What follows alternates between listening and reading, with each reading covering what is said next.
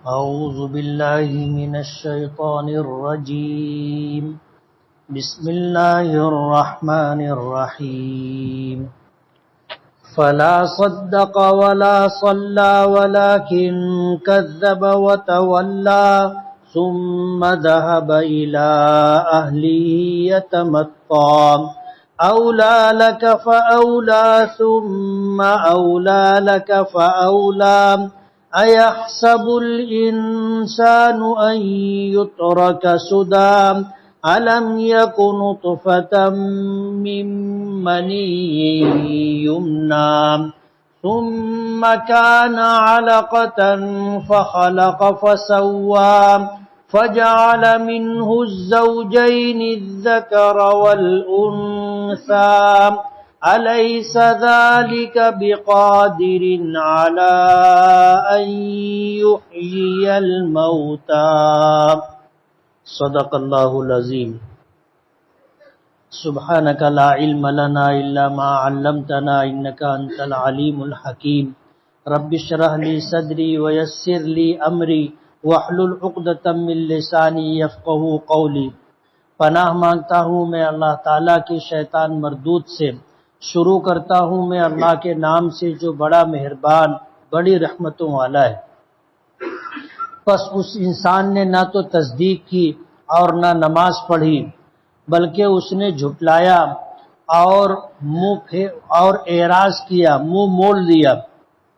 پھر اکڑتا ہوا اپنے گھر والوں کی طرف گیا. بربادی ہے تیرے لیے، پھر بربادی ہے، پھر خرابی ہے تیرے لیے اور پھر خرابی ہے. کیا انسان یہ گمان کرتا ہے کہ اسے یوں ہی چھوڑ دیا جائے گا؟ کیا نہیں تھا وہ ایک منی کا قطرہ جو ٹپکایا گیا تھا ماں کے رحم میں، پھر وہ جمع ہوا خون بنا. پس اللہ تعالیٰ نے اسے پیدا کیا اور ٹھیک ٹھیک بنایا. پھر اسی سے اللہ تعالیٰ نے جوڑے بنائے، نر اور مادہ. کیا اللہ اس بات پر قادر نہیں ہے کہ مردے کو زندہ کر دے؟ یہ سورہ قیامہ کا دوسرا رکوع ہے. ترجمے سے آپ نے اندازہ کیا ہوگا کہ اس کا تعلق اوپر سے ہے، اور وہ تعلق یہ ہے کہ اللہ تعالیٰ نے دو قسم کے لوگوں کا تذکرہ کیا اور ان کے حالات بھی بیان کیے کہ کلا بل تحبون العاجلہ، کہ تم پسند کرتے ہو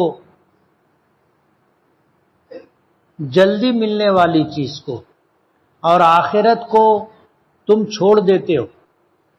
اور کل قیامت کے دن اس بات کے تعلق سے اللہ پاک نے فرمایا کہ اس دن کتنے چہرے ہوں گے جو تر و تازہ ہوں گے اور اپنے پروردگار کی طرف دیکھ رہے ہوں گے، اور کتنے منہ ایسے ہوں گے جو اس دن بگڑے ہوئے ہوں گے.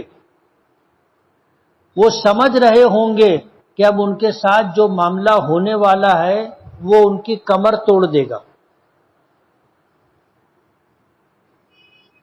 اللہ پاک نے فرمایا کہ یقیناً ایک وقت آئے گا کہ ان کی روح ہنسلی تک پہنچ جائے گی، اور اس وقت وہ کہے گا وقیل من راک، ہے کوئی جھاڑ پھونک کرنے والا کہ مجھے اس تکلیف اور مصیبت سے نجات دلا دے. اور اسے یہ گمان ہو جائے گا کہ اب اس کی موت قریب ہے اور دنیا سے وہ جانے والا ہے. اب جدائیگی اور فراق کا وقت آ گیا. کورونا میں کتنے لوگ بیمار تھے، حالت بہت خراب تھی. وہ خود اس بات کو سمجھ چکے تھے کہ اب اپنا جانے کا وقت آ گیا ہے. دنیا سے جدائیگی کا، دنیا والوں سے جدائیگی کا وقت آ گیا. وَظَنَّ أَنَّهُ الْفِرَاقُ، جب وہ بیمار ہوں گے اور جب روح ان کی ہنسلی تک پہنچ جائے گی، انہیں یہ گمان ہو جائے گا کہ اب جدائیگی کا وقت ہے، اور پنڈلی کے ساتھ لپٹ جائے گی. اور یہ وہ دن ہوگا کہ تیرے پروردگار کی طرف جانا ہوگا۔ یہ مضمون اوپر سے تھا، انسان کے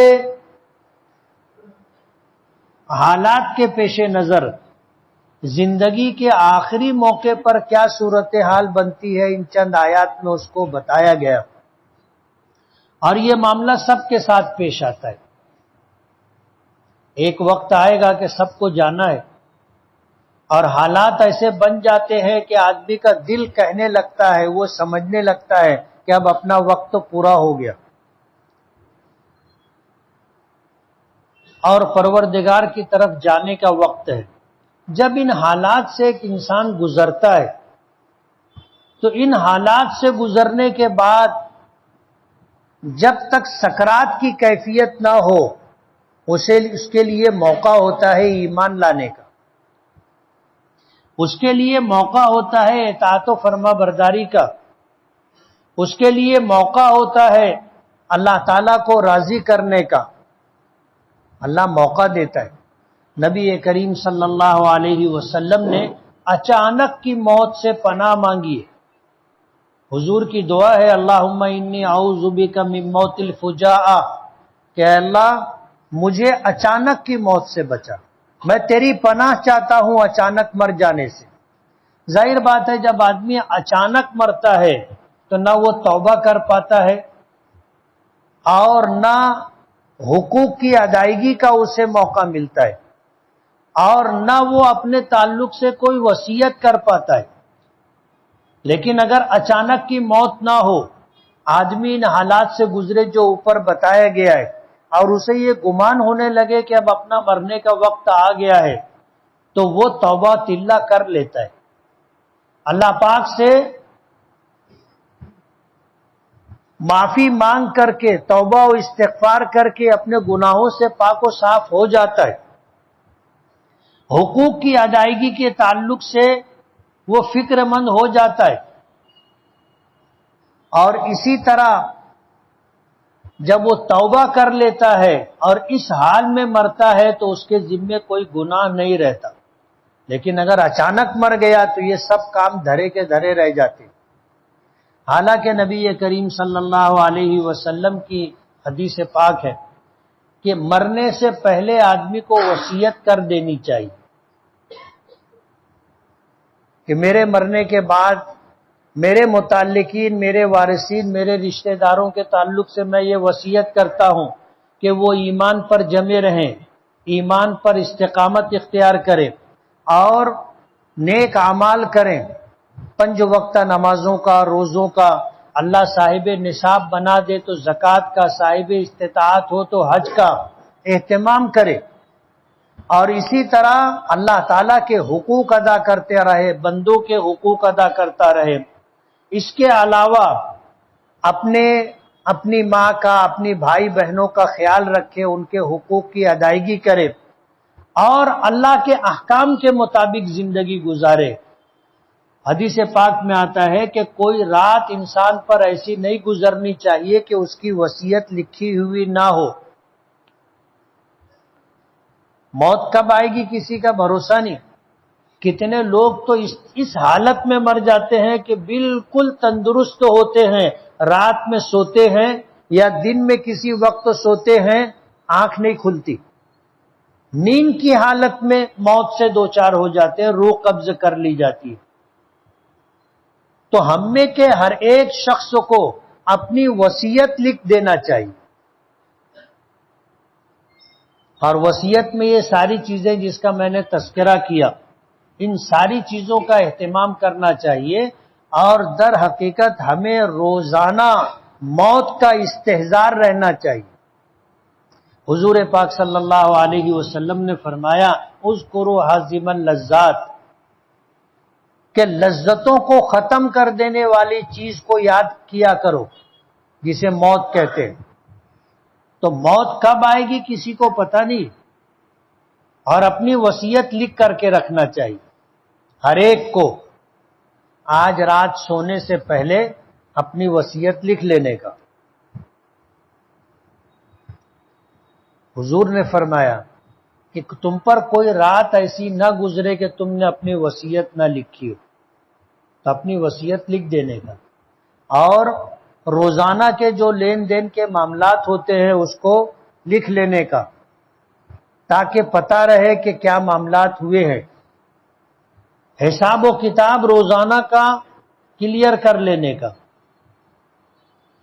یہ آدمی کو اپنا معمول بنا لینا چاہیے، زبانی جمع خرچ نہیں، اپنا ہر معاملہ لین دین لکھ لینے کا آدمی کو اس کا معمول بنانا چاہیے۔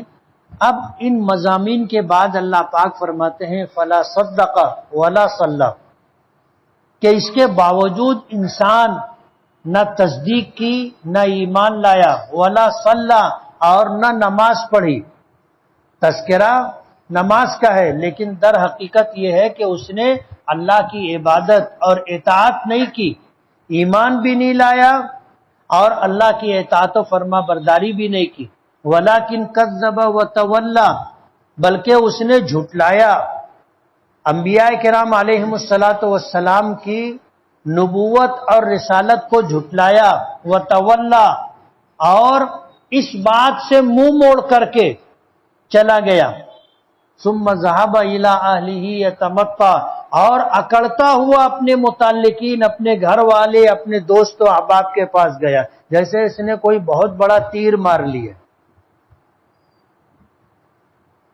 بعض لوگ ہوتے ہیں کہ گناہوں پر، اللہ کی نافرمانی پر، حق بات کی تردید اور تکذیب پر اڑے رہتے اور اس پر فخر کرتے ہیں اور کہتے ہیں میں تو کسی سے چپتا نہیں، میں کسی سے ڈرتا نہیں، جو بول دیا تو بول دیا، مرد کی زبان ایک۔ اکڑتے ہیں لوگ اس طرح۔ اللہ پاک نے فرمایا کہ اس نے انبیاء کرام علیہم السلام کو اور ان کی باتوں کی اور ان کے لائے ہوئے دین کی تکذیب کی، وتولا، اور منہ موڑا، پھر اکڑتا ہوا اپنے گھر والوں کی طرف گیا، اتراتا ہوا اور اکڑتا ہوا۔ اللہ پاک فرماتے ہیں اولا لک فاولا، تباہی ہو تیرے لیے، پھر تباہی ہو، پھر تباہی ہو تیرے لیے، اور پھر تباہی ہو۔ 4 مرتبہ اللہ پاک نے اس بات کو ذکر کیا، اور ظاہر بات ہے اللہ پاک کی طرف سے اگر تباہی کا، بربادی کا، خرابی کا فیصلہ ہو جائے تو پھر دنیا کی کوئی طاقت اس کو آگے نہیں لے جا سکتی۔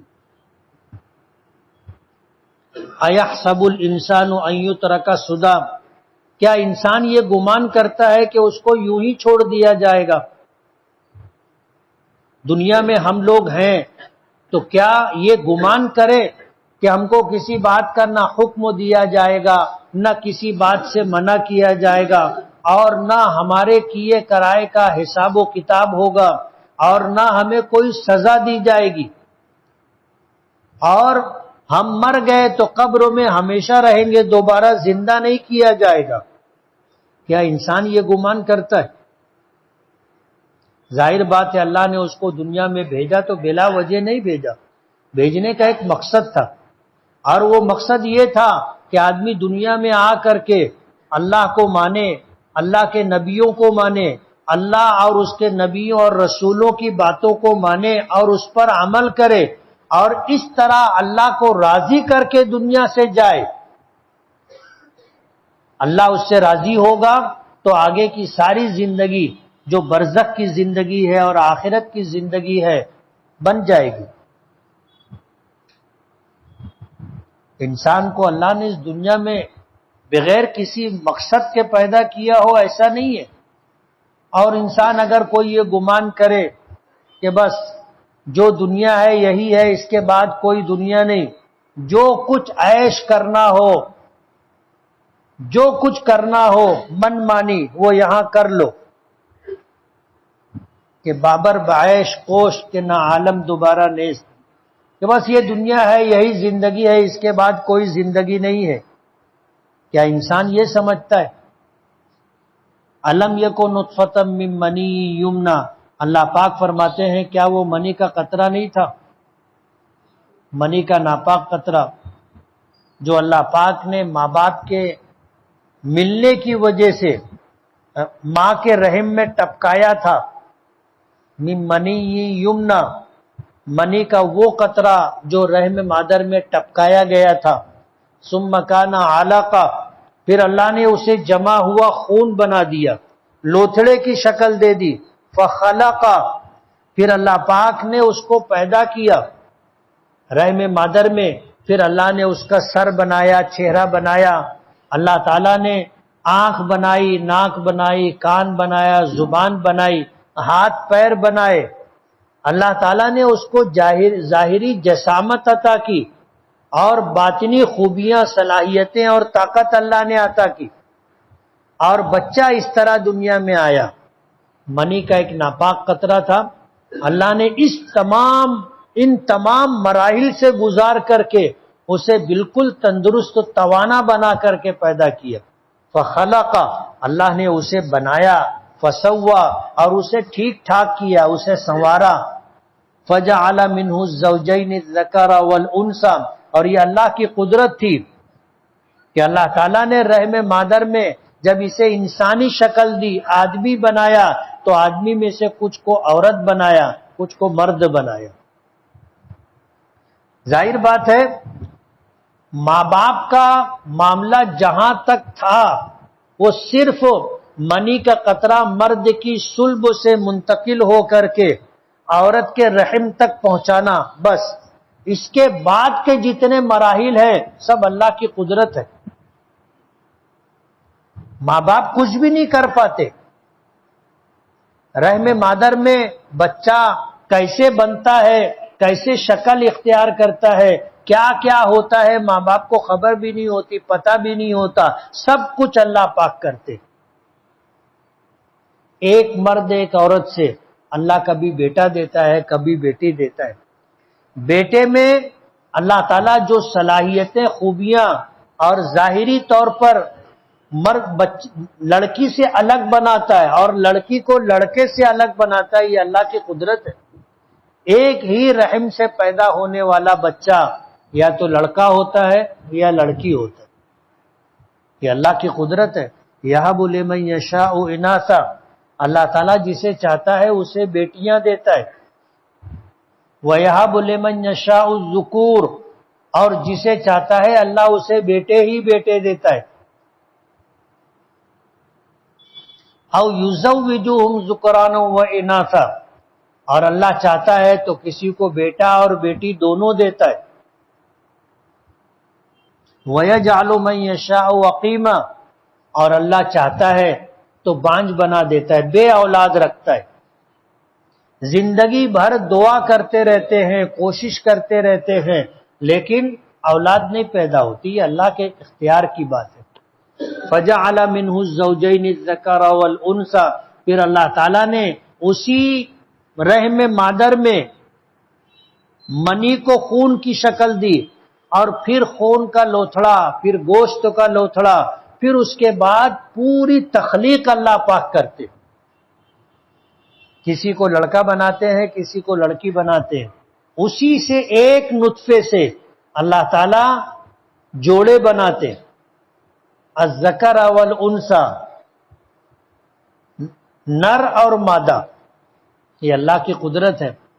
اس بات کو ذکر کرنے کے بعد فرماتے ہیں الیس ذالک بقادر علی ان یحیی الموتى، کیا اللہ تعالیٰ اس بات پر قادر نہیں ہے کہ مردے کو زندہ کر دے؟ جب کچھ نہیں تھا تو اللہ نے پورا جیتا جاگتا انسان بنایا، بیٹا بنایا، بیٹی بنایا، کچھ نہیں تھا تو اللہ نے بنایا، اور ایک مرتبہ بنانے کے بعد دوبارہ بنانا کوئی مشکل ہے؟ پہلی مرتبہ دوسری مرتبہ کے مقابلے میں مشکل ہوتا ہے، لیکن اللہ کے لیے کچھ بھی مشکل نہیں، کچھ بھی مشکل نہیں، نہ پہلی مرتبہ مشکل، نہ دوسری مرتبہ بنانا مشکل۔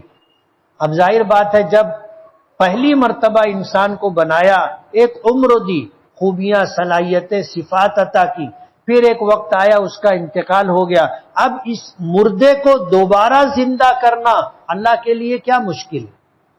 اللہ پاک نے پوچھا ان باتوں کو ذکر کر کے کہ کیا مردے کو زندہ کرنا اللہ کے لیے مشکل ہے کہ اللہ اس پر قادر نہیں ہے بلا، کیوں نہیں، اللہ اس پر قادر ہے۔ اور قرآن کریم میں اس بات کا بہت ساری جگہوں پر تذکرہ آیا کہ آج انسان اگر مر گیا تو ایک وقت آئے گا کہ اللہ پاک اسے دوبارہ اٹھائیں گے۔ مٹی دیتے ہوئے قبر میں آدمی کہتا ہے منہا خلقناکم، اللہ پاک فرماتے ہیں اسی مٹی سے ہم نے تم کو پیدا کیا تھا۔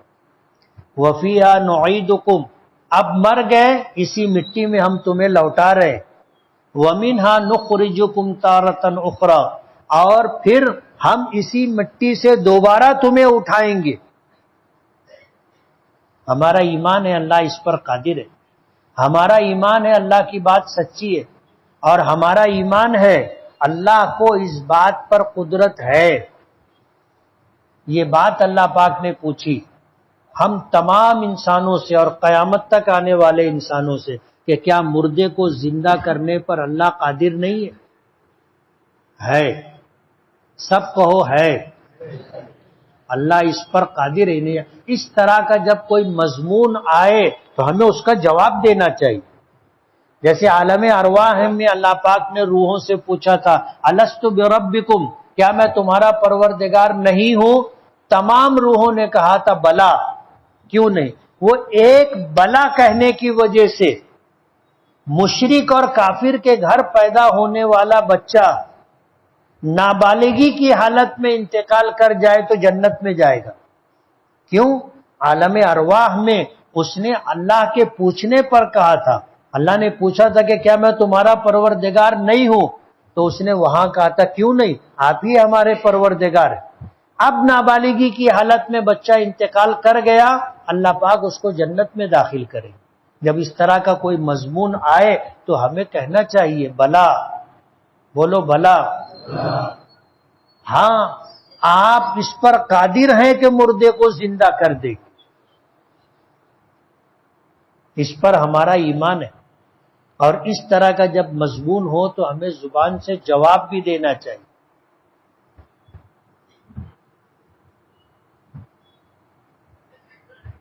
تو اللہ پاک نے سورہ قیامہ کے اندر ان چیزوں کا تذکرہ کیا ہے، اور آخری آیت میں اللہ پاک نے اپنی قدرت کے متعلق پوچھا کہ کیا ہم مردوں کو زندہ کرنے پر قادر نہیں ہیں؟ تو ہم کہتے ہیں بلا، کیوں نہیں، آپ مردوں کو زندہ کرنے پر قادر ہیں۔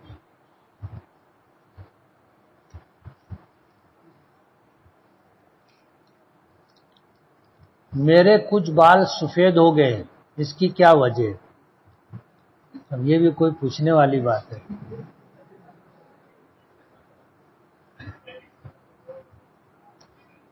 بال کالے ہو جائے اس کے تعلق سے وظیفہ پوچھ رہا ہے۔ اب بال کالا والا نہیں ہوگا، بس بال سفید ہو گیا تو آخری پائیدان پر آ گئے، زندگی کا آخری حصہ ہے، اس طرح گزر جائے کہ اللہ راضی اور خوش ہو جائے۔ میں بہت دبلا پتلا ہوں، میرے دوست میرا مذاق اڑاتے ہیں، کوئی غذا بتائیں۔ مسکا ہوتا ہے نا بٹر، اس کا استعمال بڑھاؤ، چربی چڑھ جائے گی۔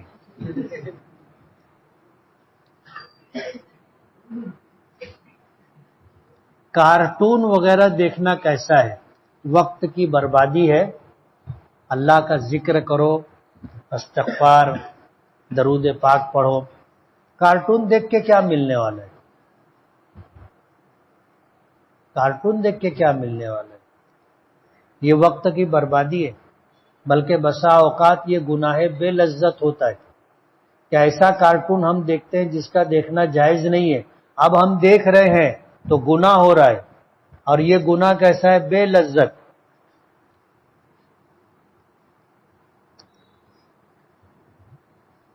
زید مشتزنی کا عادی تھا، کسی حکیم کے پاس سے علاج کروایا اور گھر والوں کو بتایا نہیں کہ یہ دوا کس لیے، اور دوا چھپا کر کے کھاتا ہے، تو کیا ایسا کرنا صحیح ہے؟ صحیح ہے۔ میں مشت زنی کا عادی تھا، توبہ کر لیا، لیکن شیطان وسوسہ ڈالتا رہتا ہے، کوئی طریقہ بتائیں۔ اب ایک مرتبہ اللہ نے نجات دے دی، اپنی توبہ پر قائم رہو۔ فرض نماز میں مقتدی پہلی رکعت میں دیر سے آئے اور امام صاحب قرات شروع کر چکے ہوں تو ایسی صورت میں مقتدی ثنا کب پڑھے گا؟ ثنا پڑھنے کا وقت گزر گیا۔ اب امام اگر تلاوت کر رہا ہے، قرات کر رہا ہے، تو ہمیں اب ثنا نہیں پڑھنی ہے، بس نیت تکبیر تحریمہ کہہ کر ہاتھ باندھ کر خاموشی سے سنتے رہنا ہے۔ اور اگر ایک رکعت چھوٹ گئی ہے تو امام کے سلام پھرنے کے بعد جب ہم کھڑے ہوں گے تو ہماری کون سی رکعت چھٹی ہے؟ پہلی رکعت چھٹی ہے۔ تو پہلی رکعت کیسے پڑھی جاتی ہے ہم اسی طرح پڑھیں۔ زید کے دادا کو پیشاب کی تھیلی لگی ہے، کیا وہ تھیلی لے کر مسجد میں نماز پڑھ سکتے ہیں یا نہیں؟ اگر وہ تھیلی کپڑے کے اندر چھپی ہوئی ہے تو مسجد میں آ کر کے نماز پڑھنے میں کوئی حرج نہیں، لیکن اگر تھیلی چھپی ہوئی نہیں ہے، نمایاں ہے، تو دوسروں کو کراہت ہوگی۔ کوئی آپ کے بازو میں کھڑا ہونا خوش دلی سے گوارا نہیں کرے گا، اس لیے اس عذر کی وجہ سے گھر پر ہی نماز پڑھیں۔ زید کا انتقال ہونے سے پہلے زید کی بیوی نے کہا تھا کہ میں وعدہ کرتی ہوں کہ نکاح نہیں کروں گی۔ اب زید کے انتقال کے بعد اس کی بیوی کیا کرے؟ اگر گھر والے اس کا نکاح کریں یا وہ خود کرنا چاہتی ہو تو وہ کر سکتی ہے، کر سکتی، اور ایسا کوئی وعدہ نہیں کرنا چاہیے، نہ مرد کو نہ عورت کو۔ ظاہر بات ہے کہ شریعت نے جن چیزوں کی اجازت دی ہے، جسے جائز اور حلال قرار دیا ہے، اس کو اپنے اوپر حرام کرنا یا اس کو اپنے لیے ممنوع قرار دینا اللہ تعالیٰ کے دیے ہوئے احکامات سے انحراف ہے، منہ موڑنا ہے۔ محبت اپنی جگہ، لیکن بیوی نے اپنے شوہر سے جو بات کہی وہ شرعاً درست نہیں ہے۔ صحابہ کرام میں سے کسی کے متعلق آتا ہے کہ جب ان کا انتقال ہونے لگا تو انہوں نے اپنی بیوی کو وصیت کی تھی کہ میرے انتقال کے بعد عدت پوری کر کے کسی سے نکاح کر لینا، بے نکاحی زندگی مت گزارنا۔ اب بیوی اگر یہ محبت میں کہہ دی کہ میں نئی نکاح کروں گی تو ایسی یہ بات صحیح نہیں ہے، نکاح کر لینا چاہیے۔ عتی کرمن پر لوگ 40-50 سال سے رہتے ہیں، ان کے بچے ڈاکٹر، عالم، حافظ، قاری، ماسٹر، پیون بن جاتے ہیں۔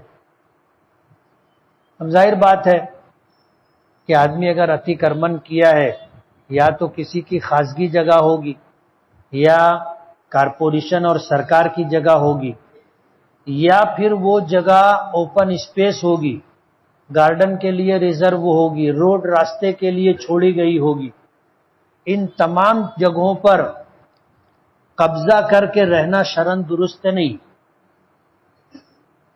پہلی فرصت میں آدمی کو ایسی جگہیں چھوڑ دینی چاہیے۔ حدیث پاک میں آتا ہے کہ اگر کسی نے کسی کی ایک بالشت جگہ پر قبضہ کیا ہوگا تو کل قیامت کے دن وہ اتنی زمین، 7 زمین اتنا حصہ توق بنا کر اس کے گلے میں ڈالا جائے گا، اور ساری دنیا دیکھے گی کہ یہ دنیا میں کسی کی زمین پر قبضہ کر کے رہ رہا ہے۔ کسی کی خاصگی جگہ ہو تو آدمی معافی مانگ سکتا ہے، ایک وقت آئے گا بھائی تمہاری زمین واپس لے لو اور اتنے دنوں تک میرا ناجائز قبضہ تھا مجھے معاف کر دو، معافی کی شکل ہے۔ لیکن اگر خاصگی جگہ نہیں ہے، روڈ راستے کی جگہ ہے، تو وہ ہر گزرنے والے کا حق ہے، اور تم نہ معلوم کتنے لوگوں کا حق مار کے بیٹھے ہو۔ کیسے معافی مانگو گے اور کس سے معافی مانگو گے؟ اسلامی نقطہ نظر سے یہ ناجائز ہے، کبھی بھی عتی کرمن نہیں کرنا چاہیے۔ لیکن افسوس کی بات یہ ہے کہ یہ کام سب سے زیادہ مسلمان کرتا ہے۔ اور قبر پر روزانہ زیارت کرنا صحیح ہے کیا؟ صحیح ہے، آدمی کو قبرستان جانا چاہیے، اپنی موت کو یاد کرنا چاہیے. ایک وقت آئے گا میں بھی یہیں آؤں گا. کتنے لوگ ہیں کہ کوئی ان کی قبر پر جانے والا نہیں، کوئی ان کے لیے دعا اور ایصال ثواب کرنے والا نہیں. نیک اولاد ہو تو وہ دعا بھی کرتی ہے، صدقات و خیرات اور دیگر نیکیوں کے ذریعے سے ایصال ثواب بھی کرتی. ورنہ کتنے لوگ ہیں کوئی ان کو پوچھتا نہیں، آج اپنی قبروں میں پڑے. ہم نے بڑی اماں سے قرض لیا تھا جو انہوں نے گھر والوں کو خبر کیے بغیر دیا تھا، اب ان کا انتقال ہو چکا ہے. وہ خواب میں آ کر بولتے ہیں کہ یہ پیسہ میری والدہ کو دینا، ان کا ایک لڑکا صاحب حیثیت ہے. اب یہ قرض کی رقم بڑی اماں کی والدہ کو دینا ہے یا بڑی اماں کے لڑکے کو؟ یہ مرحومہ کا ترکہ ہے. ہم نے کسی سے قرض لیا، اس کا انتقال ہو گیا، تو مرنے والے کا ہم پر قرضہ ہے، اور جتنا ہمارے اوپر قرضہ ہے اب یہ مرنے والے کی ملکیت تھی اس لیے ترکہ ہے، تمام ان کے وارثین پر بٹے گا. کتنے وارثین ہیں؟ ماں بھی وارث ہے، بیٹا بھی وارث ہے، معلوم کر لیں. اور کتنے وارثین ہیں، پھر کسی مفتی سے مسئلہ پوچھ کر کے وہ رقم ان کے درمیان تقسیم کر دیں.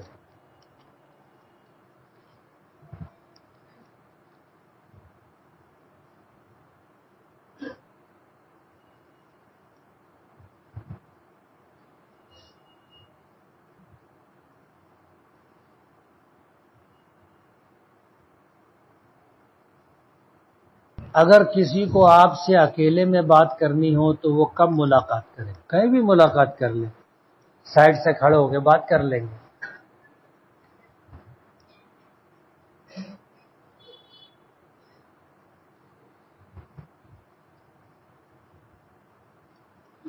کیا آپ کے والد نے سچ میں یہ بات کہی تھی کہ اگر میں شیروانی پہن لوں گا تو میرا بیٹا نہیں پہن پائے گا؟ اس طرح کا کوئی موضوع تھا، کوئی معاملہ تھا، اس وقت والد صاحب بولے تھے.